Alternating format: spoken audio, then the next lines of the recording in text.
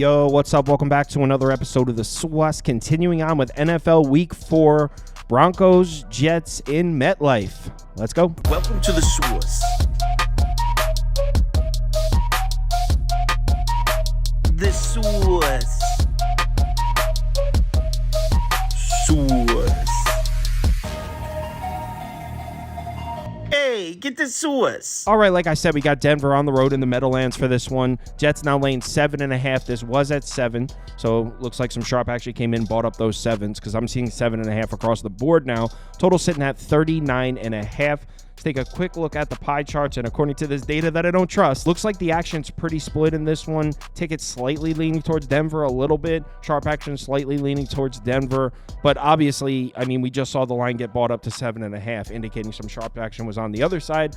As I always say, take this data with a grain of salt. So let's get into this one. We'll start with some head-to-head history. Pretty back and forth. Jets have taken the last 2, but Denver took the last 2 before that. As far as over-under, I mean, back and forth, no real patterns here. Denver has actually played well on the road here in the Meadowlands. They're 4-2 against the number in their last 6 trips to New York to play the Jets specifically. In their last 8 trips here, 7-1 to the over. So in the Broncos road games against the Jets, if you've been taking Denver plus the point, or Denver against the spread and the overs, you've been cashing out. But we're not interested in the past. We're looking at this year's matchup. Let's start by talking Bo Nix. Every good handicap starts with some Bo Nix stats. So obviously Denver gets their first win of the season, his first win of his career. He was okay, I guess. I mean, throwing the ball, he did complete over 69% of his passes, just 6 yards per attempt, which isn't good, but in comparison to weeks 1 and 2, it's better. Passer rating at 85, again, that's not good, but it's better than what we'd seen. Didn't really do much as far as throwing the football, but finally we saw Bo Nix able to connect on some sort of downfield throws in weeks 1 and 2 on passes that traveled 10 plus yards in the air. He was 5 of 22 with 132 yards, 6 yards per attempt. Last week, 4 of 8, 80 yards, 10 yards per attempt. So it's nice to see he was throwing the ball downfield a little bit, not a lot, but a little bit in comparison to what we saw. So definitely a big step forward in the career of Bo Nix. Denver's passing offense as a whole is still one of the worst in football despite winning a game. 27th in DVOA, 30th in yards per attempt, 26th in EPA per dropback, 24th in success rate per dropback, and Bo Nix is still yet to throw a single touchdown pass on his career. 0 touchdown passes, 4 interceptions. That graphic's just kind of funny. Prop, you were put it in huge letters. And now he's matched up against the Jets pass defense. So it's not like things are going to get easier for Bo Nix. Jets, obviously, as I'm sure you know, one of the best pass defenses in the NFL last year. 3rd in DVOA, 2nd in yards per attempt, 4th in EPA, 3rd in success rate. This year, maybe a small step backwards, but they just had a really nice looking game against New England, back up in the top 10 in terms of pass defense. And I think we all can agree that even though we saw them stumble a little bit early in the season, we expect the Jets to be a top 5 pass defense. I mean, personnel-wise, based on what we saw last year, we expect this defense to be up there in the top 10, top 5 in terms of pass defense. And the fact that this game's at home in MetLife Stadium has to be considered here, because if you remember, last season, nobody could come into this stadium and throw the ball in the Jets defense. We saw Tua, Mahomes, Josh Allen, Jalen Hurts, CJ Stroud, Justin Herbert. Those are all quarterbacks that visited MetLife Stadium last year to play the Jets. Look at their numbers in those games. 60% completions, just 5.9 yards per attempt, 0.7 to 1.7 touchdown to interception ratio, passer rating, an average passer rating of 63.9. So those elite quarterbacks on the road in MetLife against the Jets defense last year couldn't do anything. And another positive sign for the Jets defense is we saw the pass rush starting to show up last week against New England. Granted, New England did have a Mountain West offensive line out there. I mean, their offensive line's already bad and they had so many injuries, but it's still a good sign to see the Jets getting after the quarterback. They're now sneaking into the top 10 in terms of pass rush numbers on the season. 9th in pressure rate, 3rd in adjusted sack rate, 16th in pass rush grade. And so far in his young career, Bo Nix has really struggled with pressure. I mean, which is to be expected. He's a rookie. But amongst 32 qualified quarterbacks this year, Bo Nix is 25th when pressured, 25th in completion percentage, 29th in passer rating, 2nd in pressure to sack rate. So he's not taking sacks. That's huge, but he's not making plays either. Now, if you're a prop better, I may have something here for you. So the Jets are going to be running man coverage. We know this. That's what the Jets do. So far this season, they're 7th in man coverage frequency, which is what we expect. So the Jets are going to be running man coverage. Bo Nix actually better against man coverage so far. I mean, it's super small sample size, but 8.75 yards per attempt compared to 4.58 against zone. Passer rating better against man coverage as well. So again, super small sample size, but Bo Nix has had more success throwing the ball against man coverage. Check out his two main targets against man coverage so far this season, Reynolds and Sutton. Reynolds has been the more efficient option against man coverage. Targets per route run, yards per route run, it's not even close. And look at first read target percentage. Both of these receivers at 29.4%, meaning Bo Nix against man coverage is targeting Reynolds just as much as Sutton. And the reason I'm bringing this up, the Jets are elite against wide receiver ones. They lead the league. First in yards per game allowed, first in targets per game allowed, ninth in DVOA. That's something this Jets defense is elite at doing, taking away your wide receiver ones. So if you're looking for a prop, I mean, the way Bo Nix has not been throwing the ball much, the Jets defense in MetLife, you might be able to get a cheap price on some Reynolds there. So if you're looking for a prop, maybe look Reynolds. But now let's talk about the Jets' run defense, and definitely a little disappointing here. 25th in yards per carry allowed, 21st in DVOA, 22nd in EPA per rush, 20th in success rate. So Jets not quite where they want to be in terms of defending the run. I mean, we saw Jordan Mason run all over the Jets in the opener. The good news for the Jets here would be Denver doesn't have much of a run game. I mean, their RBs on the year averaging just 64 yards a game, 18 carries a game, just 3.55 yards per carry. Bo Nix has actually been their most efficient rusher so far this year. Javonte Williams just can't catch a break. So far, he's seen 8+ defenders in the box on 54.17% of snaps with him on the field. That's the most in the league by far. That's the kind of shit Derrick Henry used to have to deal with a few years back. I mean, teams are just loading the box against Javonte Williams. There's not much he could do about it. No space to work with. The Denver rushing offense on the season, 20th in yards per carry, 22nd in EPA per rush, 23rd in success rate per rush. That actually doesn't look bad, but again, most of that has been Bo Nix scrambling. So when you look at the battle in the trenches on this side, you can see this is definitely the weakness of this Jets defense. I mean, 29th in line yards, 31st in run defense grade. But then look at the left side of this graphic. I mean, Denver is just not the team that's equipped to exploit the weakness of this Jets defense. If I want to fade this Jets defense, I want a team with a big offensive line and a physical run game. That's just not Denver. So overall on this side, I mean, good for Bo Nix for grabbing the win. I was leaning towards Denver plus 6.5. I didn't bet it. So good for him. Happy for him.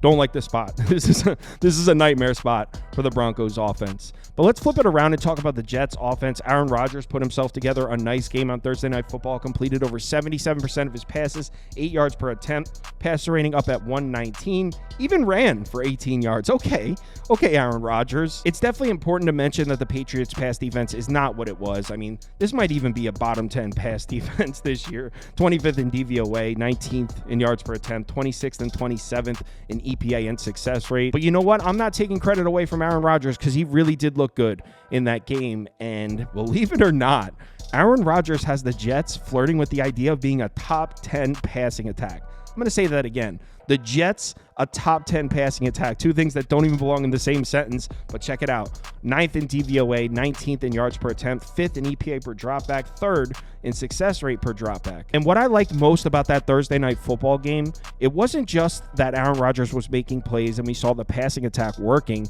It was that he was making it work with receivers not named Garrett Wilson. If you look at the production, 26 targets to all other receivers, 22 catches, 248 yards, over 11 yards of reception. Much more efficient than his numbers when throwing the ball to Garrett Wilson. Now, why do I think that's significant?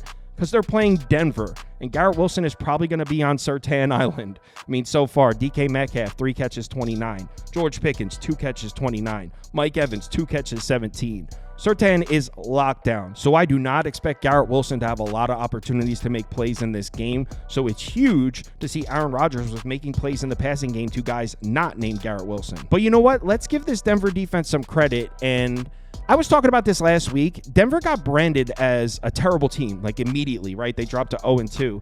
They were within 1 score in both of those games. They lost by 6 and by 7. And the way people were referring to the Denver Broncos, it was like they lost 2 games by 21 points. And that's just not what we saw. This defense is playing pretty well. Quarterbacks against the Broncos so far, yeah, completion percentage looks nice. Just an 89 passer rating and 5.8 yards per attempt. So it's not like QBs have just been cooking on Denver. That's not how this season has gone for the Broncos. Look at their pass defense numbers. 20th in DVOA. Yeah, they've had a bit of an easy schedule in terms of quarterbacks, but 3rd in yards yards per pass attempt allowed, 8th in EPA, 15th in success rate per dropback. This team's putting up decent numbers defending the pass. Also, don't look now, but Denver might have a pass rush brewing here. 13th in pressure rate, 4th in adjusted sack rate, 13th in pass rush grade, 2nd in pass rush win rate. They've been pressuring the quarterback here, this Denver Broncos defense. And Morgan Moses is out for the Jets. The good news for the Jets is they drafted a tackle in the first round for Shanu. They literally took an offensive tackle in the first round. He's not on the starting lineup, but I'm guessing after what happened to the Jets last year with all those injuries to the offensive line, they made sure that depth at offensive line was not going to be an issue this year. So Morgan Moses goes out. That's a huge loss. But if there's one offensive line in the NFL that can afford to take a loss at tackle, it's the Jets. They just drafted. They have a first-round pick starting at right tackle, so they'll be fine. And keep in mind, this is a Jets offensive line that all of a sudden is great in pass protection. They're tied for first in the NFL in pressure allowed, 9th in adjusted sack rate, 18th in pass blocking grade, and that's climbing, 13th in pass block win rate. This is a good pass protection. Now, as far as creating space for Breece Hall, still not great, but much better than where they were last year. 18th in adjusted line yards, 12th in run blocking grade, dead last in yards before contact. That obviously needs to come up, but still much better than what we were looking at last year with the Jets offensive line. And the reason this is important is this is a Denver defense that all of a sudden is solid against the run. I don't think it didn't really get talked about much. This Denver Broncos team really bolstered up their defense. First of all, look at the numbers. 11th, 16th, 12th, and 6th this year in these four metrics. Last year, 31st, 32nd, 19th, and 27th. So this is most definitely not the Broncos defense from last year. Now, Breece Hall ran all over the Broncos last year. 22 carries, 177 yards, 8 yards per carry. He had a touchdown in the game. But look at this Broncos defense. There's a lot of new pieces here. I very seriously doubt Breece Hall is able to do this again. I mean, Denver's defense is playing much better. Keep in mind, they lost games by 6 and 7 points. They're not getting blown out. So I definitely don't love the idea of laying 7.5 points to a team that hasn't been beaten by more than 7 all year, especially a team coming off their first win might be coming in with some confidence. But then we get to this trend. Check this out. Teams that are coming off an upset win as 6.5 point dogs or more. So the Broncos were 6.5 point dogs last week, won outright. So teams coming off the upset win as 6.5 point dogs or more that are now 7.5 point dogs the following week. So basically teams coming off a big upset that are big underdogs again the following week in the last 10 seasons, 1-35. 1-35, 11-25 against the number. That's just a 30% hit rate, 30.7% or something. That is not a good look if you plan on betting the Broncos here. 1-35, 11-25 against the number in this particular spot. That being said, do you want to know who the one win was? The Denver Broncos last year. Monday Night Football, Russell Wilson against Josh Allen and the Bills. They won outright. So this trend is crazy, 1-35, but the one team to do it was this Denver Broncos team. Now, if I'm being honest, this really doesn't influence my bet either way. I just thought that was kind of crazy enough to include in the video. So as far as what I'm betting here, personally, I think the Jets win this game comfortably. I wish I grabbed the 7. Obviously, we're stuck with 7.5 now. I really liked what I saw from the Jets on Thursday Night Football. They had that game start to finish. Aaron Rodgers looking like he's really comfortable in this offense, but it's not so much the Jets offense that I like here because I do think the Denver defense is a little bit undervalued. I don't think Denver's offense is going to be able to do a goddamn thing.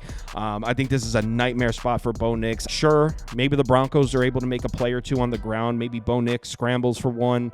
McLaughlin could break one. He's got explosiveness, but as a whole, I mean, any third down, I would imagine the Jets are getting them off the field. I don't know how Bo Nix is going to complete a single pass deeper than 6 yards against this Jets defense. So it's a nightmare spot for the Denver defense. So I'm leaning towards the Jets here. Let's take a look at the Denver team total under. Now, I know 15.5 sounds crazy, but I expect the Jets to be in control of this game start to finish. The Jets run a slower pace. I can see Rodgers taking a lot of quick hits underneath, clock rolling. I really don't think we're going to see the Broncos on the field for much of this game. 15.5. I don't think they scored 2 touchdowns in this game. So where I'm leaning, I haven't bet this game yet, but it'll be Jets minus the points or Broncos team total under 15.5. I know that's crazy, but I really think the Broncos are going to struggle to score. In fact, I actually think we're going to see a really similar game to what we saw against New England from the Jets. Controlled start to finish. Not that the Jets are going to hang 35, but they're going to be in control. They'll win by 2 scores. So maybe like 26-10 final score Jets. That's how I'm seeing it. So Jets minus the points, Denver team total under. If you want to see all the bets I have open, head over to kylekirms.com and click on open bets. You'll see all mine as well as everyone on the staff here. Also, if you sign up for Sauce Network Plus, it comes with access to the Discord, and you can participate in the weekly betting league. $150 and this trophy go to the winner every single week. So if you're interested, head over to the website and sign up. Let's have ourselves a nice week 4, coming off a real nice week 3. Oh, live shows. Saturday morning college football, 10 a.m. up to kickoff. Go through every single game or as many as we can. Sunday, NFL, 11 a.m. up to kickoff. If you're able to make it, we'd love to see you in the comments. Let's have ourselves a good one here. Remember to bet responsibly. Talk to you in the Discord.